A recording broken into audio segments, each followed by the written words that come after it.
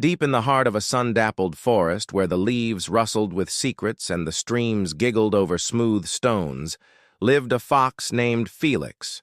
Now, Felix wasn't just any fox.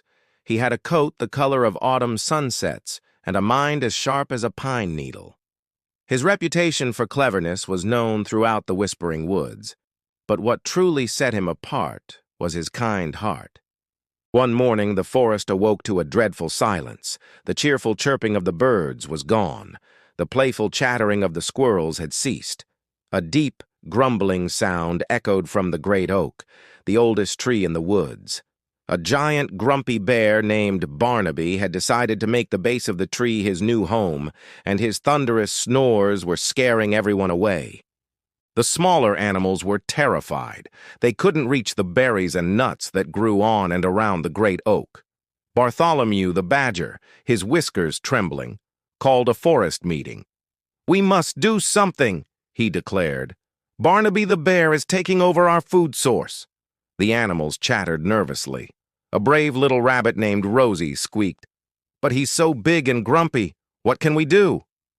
All eyes turned to Felix, who had been quietly observing, a thoughtful glint in his eye.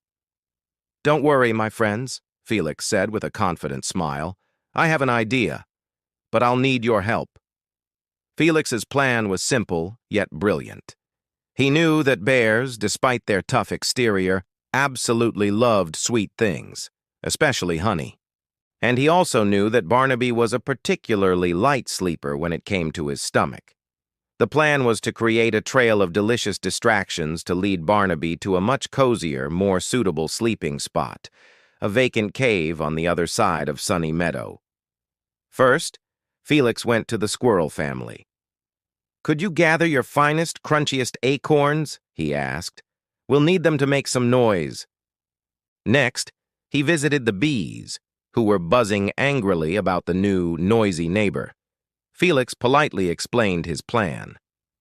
"Your most fragrant honeycomb," he requested, "will be our greatest tool." The bees, eager for peace and quiet, happily agreed. Finally, he gathered Rosie the rabbit and her fleet-footed family. "Your job is the most important," he told them. "You must be swift and silent." As dusk fell, the operation began. The rabbits, led by Rosie, carefully placed a trail of juicy berries leading away from the great oak. A little further along the path, Felix artfully arranged pieces of the fragrant honeycomb, its sweet scent drifting on the evening breeze. The stage was set.